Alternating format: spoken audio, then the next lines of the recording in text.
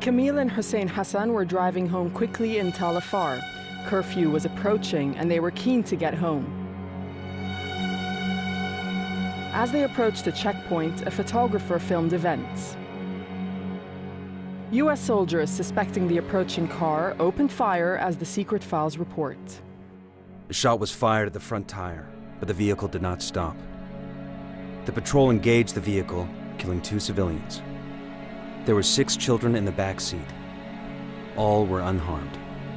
Both parents were killed, their orphaned children were covered in their blood. This shocking fatal incident turns out to be one of hundreds of so-called escalation of force deaths described in detail in the secret files. Perceiving themselves to be at constant risk from suicide bombers, US soldiers manning checkpoints and driving convoys were often edgy. Any civilian in their eyes might pose a risk. If soldiers sensed a threat, they could engage in what we now know as an escalation of force.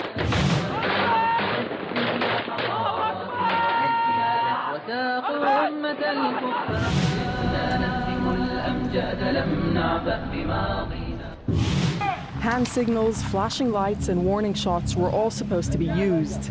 Most escalations ended harmlessly. The files record almost 14,000 incidents across Iraq, but in some cases, people died.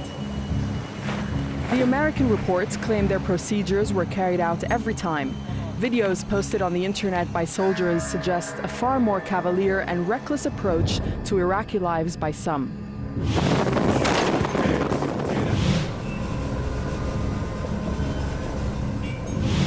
The United States has always claimed it has not kept full records of escalation of force deaths. The files prove otherwise. Al Jazeera has discovered that 681 civilians have been killed at coalition checkpoints and by passing convoys. 120 so-called insurgents also died. Just 13 coalition deaths are recorded.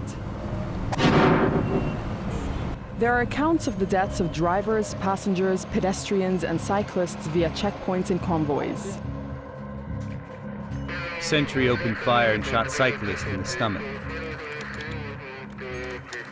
Bullet ricochets and hits one local national, 9-year-old girl. The man was said to have been mentally handicapped.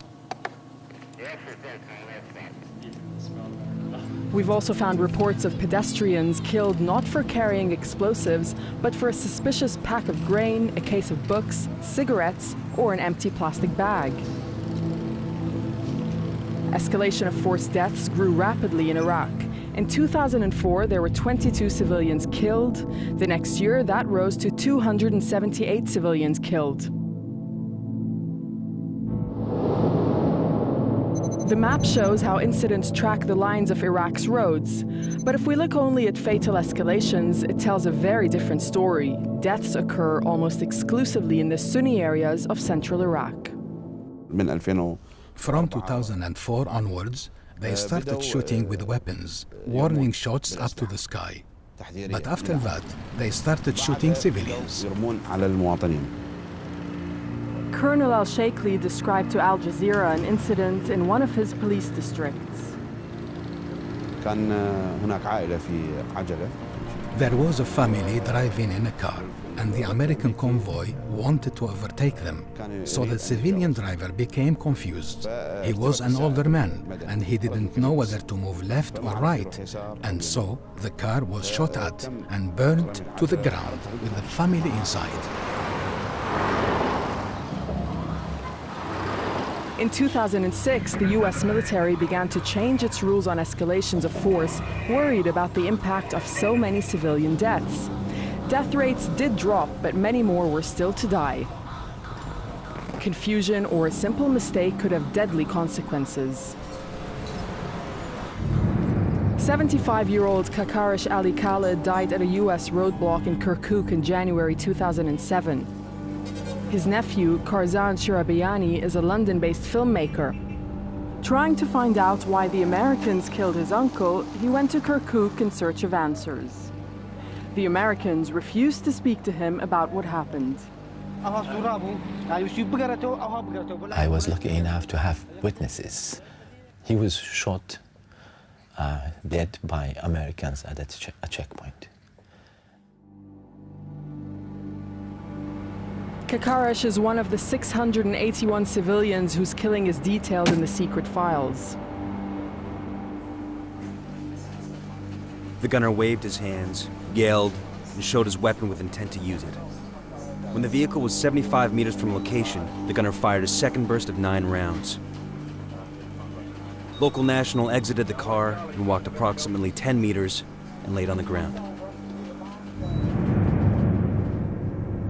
Al Jazeera showed Karzan the coalition report the first time he was able to see the American version of events. It contradicts what witnesses told him about his uncle's death. I just don't need to carry on reading this because this is completely in contrast to the eyewitness. For what they have seen here, it says they have shot 5 shots and the cars carried on moving into their direction, but that is not what the eyewitnesses told me. That the minute they shot the first shot, my uncle stopped and turned the car around and they carried on shooting. He was shot probably with a stray of bullets. I counted myself about 86. For Karzan, the document drives the point that those responsible for escalation of forced deaths must be brought to justice. If we are not responsible now for these killings, tomorrow they will do it again and again and again. Hundreds of families across Iraq should now be able to learn about the days on which their loved ones were gunned down in escalations of force.